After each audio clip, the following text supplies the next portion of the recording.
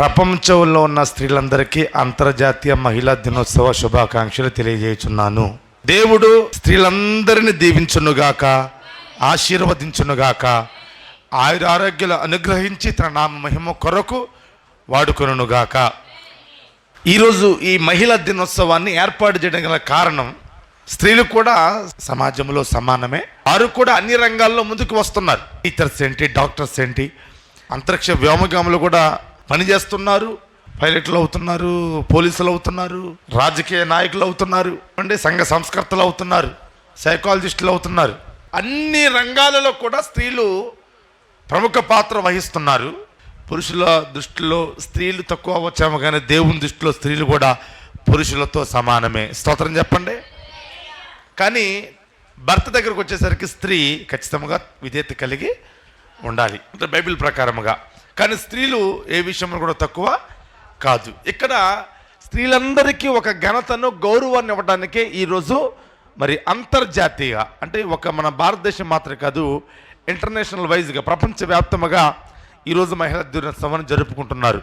అంటే వారికి ఒక గౌరవాన్ని, ఘనతను ఇవ్వాలని, వారికి ఒక ప్రాముఖ్యత సంఘంలో, సమాజంలో ఉండాలి అన్న ఉద్దేశంతో వారిని అప్రిషియేట్, అంటే ప్రోత్సహించడం కొరకు ఈ యొక్క కార్యక్రమాన్ని వారు ఏర్పాటు చేశాడు. అందును బట్టి దేవునికి మహిమ కలుగును గాక. ఇందును బట్టి దేవుడు మనతో మాట్లాడాలనుకున్న విషయం ఏమిటంటే, మనము కేవలము సంఘములో, సమాజములో ఘనత వహించడం కాదు, కీర్తింపబడటం కాదు, గౌరవించబడటం కాదు, ఇది లోకం వరకు ఆనందాన్ని ఇస్తుంది.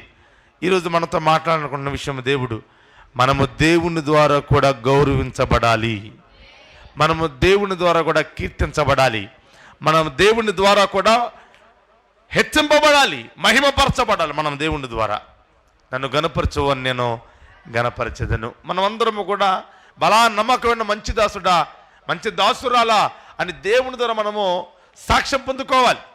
అది నిజమైనటువంటి గౌరవము, నిజమైన ఘనత.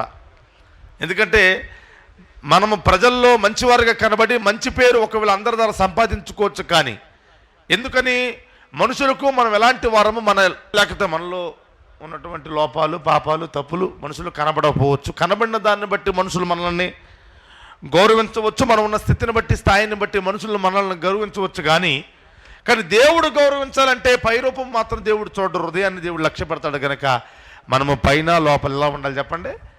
పరిశుద్ధముగా ఉండాలి. ఆమెను చెప్పండి గట్టిగా. మనం బయట లోపల భయభక్తులు కలిగి ఉండాలి.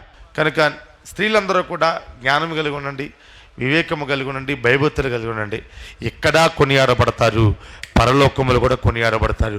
అట్టి కృప దేవుడు మీ అందరికి అనుగ్రహించి మిమ్మల్ని ఆశీర్వదించునుగాక. ఆమేన్.